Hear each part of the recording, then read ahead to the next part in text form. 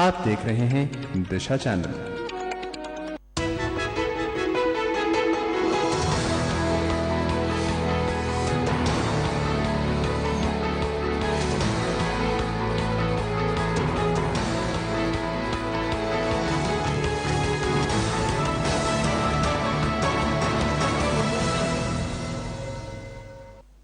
शुभम, चलिए शुभारंभ करते हैं दिशा चैनल की खास पेशकश शुभ समाचार की इस कड़ी का। मैं हूं प्रियंका।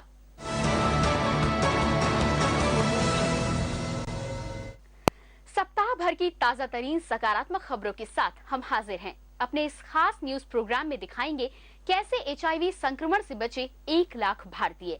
टेक्नोलॉजी दे रही है धर्म को नया आयाम और बच्चों की मदद कर रही है चाइल्ड लाइन। लेकिन खबरों की शुरुआत पहले सुर्खियों से। HIV संक्रमण से बचे 1 लाख भारतीय। टेक्नोलॉजी दे रही है धर्म को नया आयाम, बच्चों की मदद कर रही है चाइल्ड लाइन। सावधानियां अपनाकर बढ़ाएं त्योहारों की खुशियां। जाने रंगोली का महत्व। कैसे DU के छात्रों को फायदा पहुंचा रही है ओज़बू। लोगों की पहली पसंद बने सोने चांदी के सिक्के।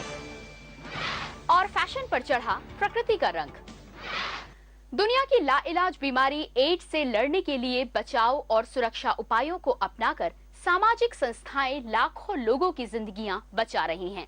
इस बात का खुलासा चिकित्सा जगत के प्रतिष्ठित जर्नल लांसेट में छपी एक रिपोर्ट में किया गया, जिसके मुताबिक इन संस्थाओं ने भारत में सुरक्षित यौन संबंध के बारे में जागरूकता अभियान चलाकर 1 लाख लोगों को HIV संक्रमण से बचाया है। इसी पर देखिए हमारी खास रिपोर्ट। दुनिया के लिए गंभीर खतरे का पर्याय बन चुकी बीमारी एड्स से लोगों की जिंदगियों को जागरूकता के चलते बचाया जा सकता है। इस बात को साबित कर दिखाया है कुछ स्वयंसेवी संस्थाओं ने, जिनमें से एक है गेट्स फाउंडेशन। इस संस्था ने भारत में एड्स के खिलाफ जागरूकता अभियान के जरिए करीब 1 लाख लोगों की जिंदगियों को काल के गाल में समाने से बचा लिया है, जिसके लिए संयुक्त राष्ट्र महासभा के सत्र में भारत को एक ऐसे देश के रूप में सराहना मिली है जिसने एड्स कार्यक्रम में उल्लेखनीय सफलता हासिल की है। भारत के राष्ट्रीय एड्स नियंत्रण कार्यक्रम एवं स्वयंसेवी संस्थाओं के गंभीर प्रयासों के कारण पिछले दशक में नए संक्रमण में 50% तक की कमी आई है। AIDS is a big concern. My job here is to protect young people and mothers from HIV and AIDS. We are very concerned with pregnant mothers. That is why UNICEF supported bringing them to the centers, peer educators, testing of the pregnant mother. And we are trying to prevent the transmission from mother to child by providing the care and support services through various means. गौरतलब है कि दुनिया में अभी तक ads के खात्मे की कोई कारगर दवा नहीं बनी है, सिवाय इससे बचाव के। एड्स के संक्रमण से बचाव के जरिए ही इस पर काबू पाया जा सकता है। भारत में अकेले गेट्स फाउंडेशन ने 6 भारतीय राज्यों आंध्र प्रदेश, कर्नाटक, महाराष्ट्र, तमिलनाडु के अलावा मणिपुर और नागालैंड में जागरूकता अभियान की शुरुआत की थी।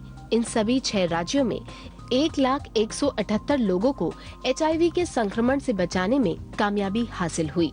इस अभियान के तहत वेश्याओं, उनके ग्राहकों, समलैंगिकों, नशीले पदार्थों का इस्तेमाल करने वालों और ट्रक ड्राइवरों के बीच खास तौर पर जागरूकता फैलाई गई। इसके तहत लोगों में इंजेक्शन के आदान प्रदान, सुरक्षित यौन संबंध को लेकर सलाह, कॉन्डम के वितरण पर ध्यान दिया गया।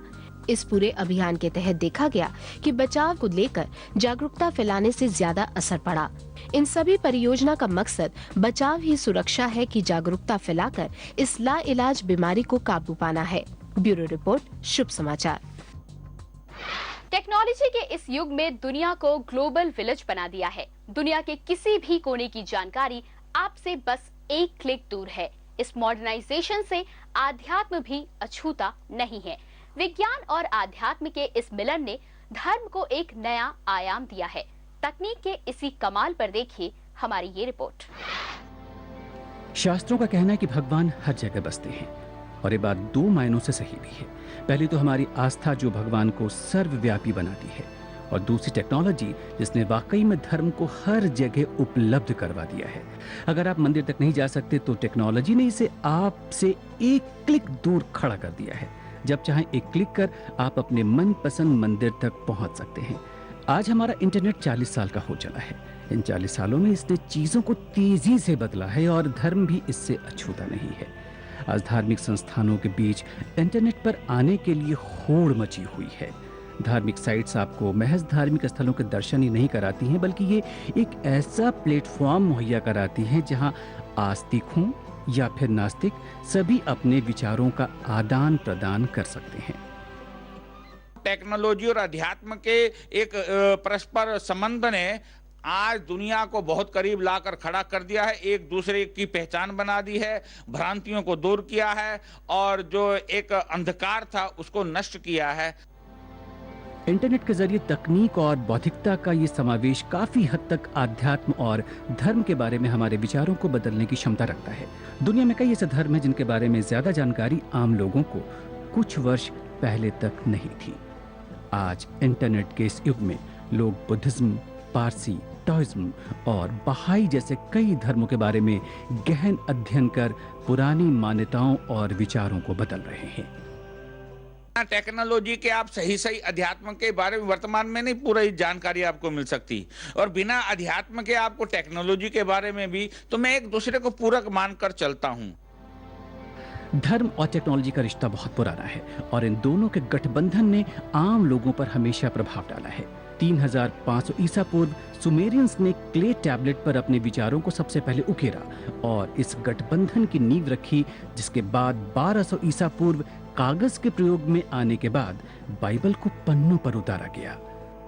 इस क्षेत्र में क्रांति तब आई जब गुटेनबर्ग ने प्रिंटिंग प्रेस का आविष्कार किया और इसकी मदद से 1456 में सबसे पहले बाइबल को छापकर लोगों तक पहुंचाया और इससे धर्म के अर्थशास्त्र में बड़ा बदलाव आ गया। इसके बाद साल 1926 में फादर कॉगलिन ने रेडियो के माध्यम से लोगों को धर्म का पाठ पढ़ाया और टेलीविजन पर धर्म का जन्म लाइफ इज वर्थ लिविंग के प्रसारण के साथ 1952 में हो गया। इसे करीब 3 करोड़ लोगों ने देखा और पसंद किया। हमारे यहाँ पहले ज्ञान और विज्ञान दोनों को एक साथ माना गया। गीता में भी ज्ञान और विज्ञान की बात की गई है। उसी ज्ञान को हमारे आध्यात्मिक जगत से जोड़ा गया, विज्ञान को टेक्नोलॉजी से जोड़ा गया, साइंस से जोड़ा गया। तो इस साइंस के युग ने ज्ञान और विज्ञान, अध्यात्म और साइंस दोनों ने मिलकर एक नया अध्याय प्रारंभ किया है। इंटरनेट कितना प्रभावशाली है इसका अंदाजा इसी बात से लगाया जा सकता है कि आज ईश्वर की तलाश वर्ल्ड वाइड वेब पर हिंदू, मुस्लिम, बौद्ध और ईसाई एक साथ मिलकर कर रहे हैं, जिससे 21वीं सदी का आध्यात्म जन्म ले रहा है। ब्यूरो रिपोर्ट, शुभ समाचार।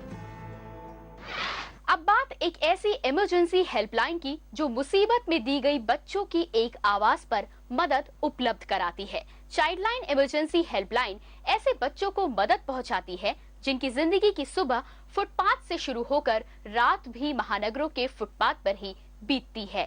1098 नंबर की इस हेल्पलाइन पर देखिए हमारी खास रिपोर्ट। रेल की पटरी हो या सड़क के किनारे का फुटपाथ, ऐसे बच्चे आपको अक्सर ही दिख जाएंगे। इनमें से कुछ अनाथ हैं, तो कुछ अपनी मर्जी से घर से भागे हुए मासूम बच्चे। कुछ बच्चे तो ऐसे भी हैं जो पारिवारिक कलह की वजह से फुटपाथ पर जिंदगी जीने को मजबूर हैं। ये बच्चे बसों और रेल आदि में छोटे छोटे सामान बेचकर या कूड़ा बीनकर अपना जीवन यापन कर रहे हैं। इन बच्चों का जीवन कितना कष्टमय है, ये किसी से भी छुपा नहीं है। ऐसे में चाइल्ड लाइन हेल्पलाइन ने इन बच्चों की पीड़ा को न सिर्फ समझा बल्कि उन्हें हर संभव मदद भी पहुंचाने की कोशिश की है। इन बच्चों को कपड़े, घर, खाना और मेडिकल सुविधा जैसी सभी चीजें उपलब्ध कराई जाती हैं। आपात स्थिति में ये हेल्पलाइन बच्चों को अस्पताल तक ले जाकर उनका हर संभव इलाज भी करवाती है। ये हेल्पलाइन हर साल 20.5 लाख बच्चों की मदद कर रही है और उनकी सुरक्षा के साथ साथ उन्हें जरूरत की सारी चीजें भी उपलब्ध कराती है। Childline is a 24-hour tele-helpline and outreach service for children in need of care and protection. And And basically, of course, it's a service, but it works on so many different levels. Housing the children, for looking after them, rescuing children from abusive situations. Then we work with hospitals that give, caring facilities for children. Child line Bharat में पहली बार 1996 में मुंबई से आरंभ की गई, जो कि आज 15 साल बाद देश के 26 राज्यों में 150 से भी ज्यादा जगहों पर अपनी सेवाएं दे रही है। चाइल्ड लाइन की सफलता का सबसे बड़ा कारण वो प्राइवेट सेल्युलर कंपनियां भी हैं, जिन्होंने पूरी तरह से चाइल्ड लाइन को सहयोग दिया है, जिसके तहत मुसीबत के समय में दी गई कोई भी आवाज जल्द से जल्द हेल्पलाइन तक पहुंचती है और जरूरतमंद को सही समय पर सुविधाएं मुहैया कराई जाती है। अगर आप भी चाइल्ड लाइन इमरजेंसी हेल्पलाइन के इस नेक कार्य में कदम से कदम मिलाकर चलना चाहते हैं, तो इन मासूम बच्चों को परेशानी में फंसा देख कॉल कीजिए 1098 पर और साथ ही अपने आसपास भी जागृति फैलाएं, ताकि समाज स्वयं अपनी भी जिम्मेदारियों को समझ सके। ब्यूरो रिपोर्ट, शुभ समाचार।